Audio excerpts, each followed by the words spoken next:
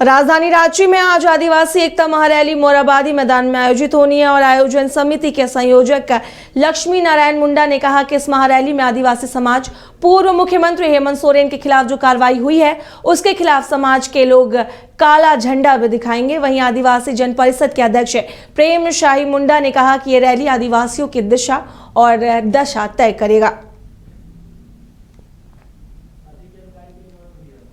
अधिक जानकारी के लिए हमारे वरिष्ठ सहयोगी मदन जुड़े हुए। मदन, आज राजधानी रांची के मोराबादी मैदान में आदिवासी एकता महारैली का आयोजन किया गया है। क्या कुछ जानकारी इस रैली को लेकर, क्या कुछ कार्यक्रम तय किए गए हैं इसको लेकर? बिल्कुल, देखिए, जो पूर्व मंत्री हैं और पूर्व विधायक हैं बंधु तिर्की, उनके द्वारा मुख्य रूप से यह आयोजन किया गया है आदिवासी एकता महारैली की। और यह इस रैली की आवश्यकता इसलिए पड़ी है क्योंकि कुछ दिनों पहले ही मोराबादी मैदान में ही एक डीलिस्टिंग को लेकर के रैली की गई थी, जिसमें कि ये मांग की जा रही थी कि आदिवासी समाज के जो लोग हैं जो दूसरे धर्म को अपना लिए हैं वैसे लोगों को आदिवासी की लिस्ट से अलग किया जाए। इस मांग को लेकर के वह रैली हुई। ऐसे में अब ये जो तमाम संगठन के लोग हैं आदिवासी संगठन के, वो एकजुट होकर ये कह रहे हैं कि ये जो डिलिस्टिंग की मांग उठी है इससे जो है समाज में एक तरह से लड़ाने की कोशिश हो रही है, आपस में जो है एक तरह से वैर की भावना पैदा होगी। ऐसे में ये महत्वपूर्ण है कि आदिवासियों के हित की बात की जाए, बल्कि ये जो डिलिस्टिंग की बात है ये सही नहीं है। अब इसीलिए एक तरह से कहें तो आदिवासी एकता महारैली का आयोजन किया गया है मोराबादी मैदान में। और केंद्र सरकार पर कई आरोप लगा रहे हैं कि सिर्फ वो आदिवासी हितैषी होने का नाटक करती है, चुनाव के वक्त में ही उन्हें सिर्फ आदिवासी की याद आ रही है।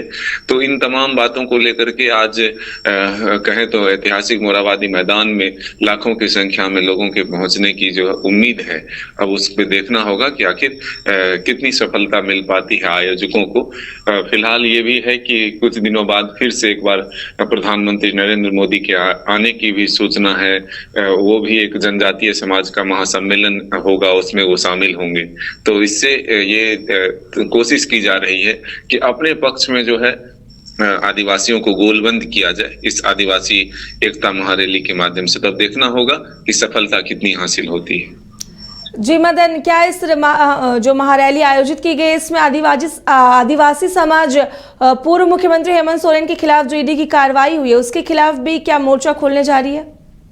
देखिए, जरूर रूप से इसमें जो भी वक्ता होंगे इसके जिक्र जरूर करेंगे, क्योंकि केंद्र पर ही निशाना है उस पर भी कि केंद्रीय एजेंसियों का दुरुपयोग किया जा रहा है।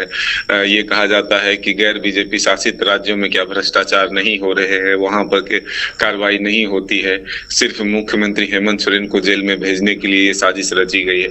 और कुछ नेताओं ने तो इतना तक कहा है कि जब प्रधानमंत्री झारखंड दौरे पर आएंगे तब उन्हें काला झंडा भी हम लोग दिखाएंगे। तो ये तमाम चीजें जो है फिलहाल जारी है।